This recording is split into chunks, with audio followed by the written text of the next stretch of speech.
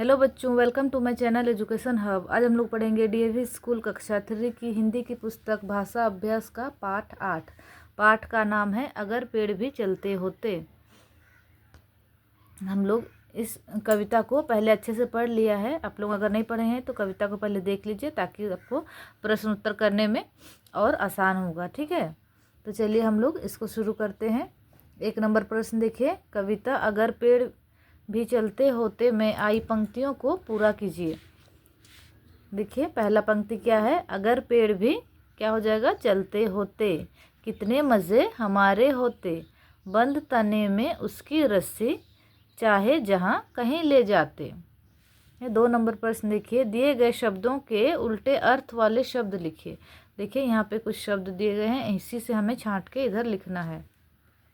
बच्चों, उल्टे अर्थ वाले शब्द को हम लोग विपरीत शब्द भी कहते हैं। अगर कहीं पे प्रश्न में आपको उल्टे अर्थ वाले शब्द के स्थान पर विपरीत शब्द भी लिखा हुआ रहेगा, ठीक है, तो उसको देख के घबराना नहीं है। का नंबर प्रश्न देखिए क्या है, नीचे, तो नीचे का विपरीत शब्द या फिर उल्टे अर्थ वाले शब्द क्या हो जाएगा, ऊपर। उसी प्रकार देखिए, मधु का कटु, धूप का छाँव और चढ़ना का उतरना।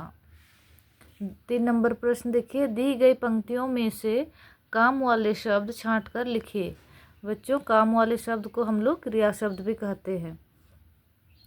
देखिए का नंबर प्रश्न क्या है, अगर पेड़ भी चलते होते, तो इसमें काम क्या, काम किस काम का ये हो रहा है, चलने के काम का पता चल रहा है हम लोग को। यहाँ पर पेड़ के चलने की बात की है, तो काम क्या हो रहा है, इसमें चलने का काम हो रहा है, तो जो काम वाले शब्द हैं वो चलते हो जाएगा।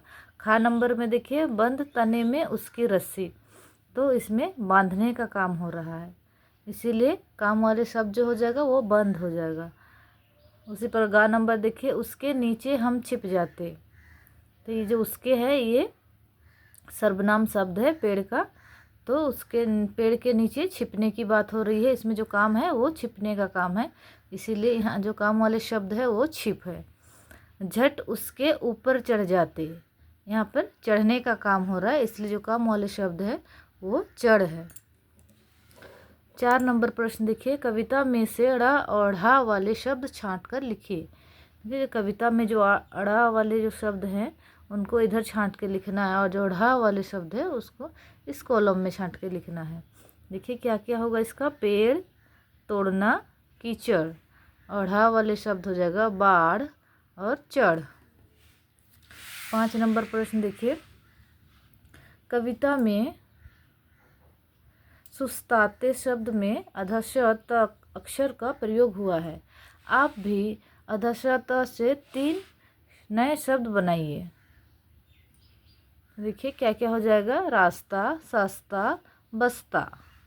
6 नंबर प्रश्न देखिए, नीचे दिए गए शब्दों के बहुवचन लिखिए।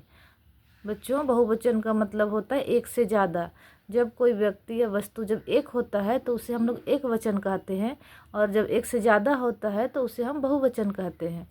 तो यहाँ बहुवचन बोला गया है, हमें बहुवचन बनाना है। तो पहला देखिए मज़ा है, तो मज़ा का बहुवचन हो जाएगा मज़े। तना का तने, भूखा का भूखे, रस्सी का रस्सियाँ, टहनी का टहनियाँ, डाली का डालियाँ। 7 नंबर प्रश्न देखिए, शब्द जाल में से पेड़ों के नाम खोज कर लिखिए। देखिए यहाँ एक शब्द जाल दिया हुआ है, उसमें से हमें पेड़ों के नाम खोज कर लिखना है। तो क्या क्या है, पीपल, नीम, अशोक, शीशम, बरगद और गुलमोहर। 8 नंबर प्रश्न देखिए, दिए गए पत्र को ध्यानपूर्वक पढ़िए। आपने मज़ेदार कविता अगर पेड़ भी चलते होते पढ़ी, उसके बारे में बताते हुए अपनी नानी को एक पत्र लिखे। देखिए हम लोग, आप लोग जो कविता पढ़े हैं अगर पेड़ भी चलते होते, तो उसके बारे में बताते हुए अपनी नानी को एक पत्र लिखना है। देखिए यहाँ पे से नानी जी का पता लिखना है और इस प्रकार से पत्र को शुरू करना है। तो देखिए यहाँ पता क्या लिखा हुआ है, A 5/238 शालीमार बाग, दिल्ली, 12 नवंबर 2019। तो यहाँ पे आप लोग अपना पता लिखिएगा, ठीक है। यहाँ जो ईयर का सन है वो पहले बहुत पहले का ये प्रकाशन का किताब है, इसीलिए यहाँ पे ये है, आप लोग अपने हिसाब से लिख लीजिएगा, ठीक है। फिर देखिए, पूज्य नानी जी सादर प्रणाम। नानी आप कैसी हैं? आपकी बहुत याद आती है। आपको पता है कि मैंने एक बहुत मज़ेदार कविता पढ़ी है, उसका नाम है अगर पेड़ भी चलते होते। इसमें पेड़ों के चलने की कल्पना की गई है। अगर पेड़ चलते होते तो मैं उसके तने में रस्सी बांधकर कहीं भी ले जाती। ज़्यादा धूप होने पर उसकी छाया में आराम करती, वर्षा होने पर उसके नीचे छिप जाती। जब कभी भी भूख लगती तो उसके मीठे फल तोड़कर खा लेती। यदि बाढ़ आ जाती तो उसके ऊपर चढ़कर अपने आप को बचा लेती। पेड़ हमारे सबसे अच्छे मित्र हैं। मैं आशा करती हूँ कि आपको भी पेड़ों की ऐसी कल्पना के बारे में पढ़ना रोचक लगा होगा। नाना जी, मामी जी, नाना जी, मामा जी व मामी जी को मेरी नमस्ते कहना। चिंटू को प्यार देना। नानी आप मुझसे मिलने जल्दी आना। आपकी नेहा। यहाँ पर आप लोगों को अपना नाम लिखना है, ठीक है। 9 नंबर प्रश्न देखिए, नीचे दी गई तस्वीरों के आधार पर एक छोटी सी कहानी बनाकर लिखिए। देखिए, ये एक तस्वीर दी हुई है और इसके आधार पर हमें एक छोटी सी कहानी बनाकर लिखना है। एक दिन की बात है, एक लड़की छाता लेकर हल्के बारिश का आनंद लेने घर से बाहर निकली थी।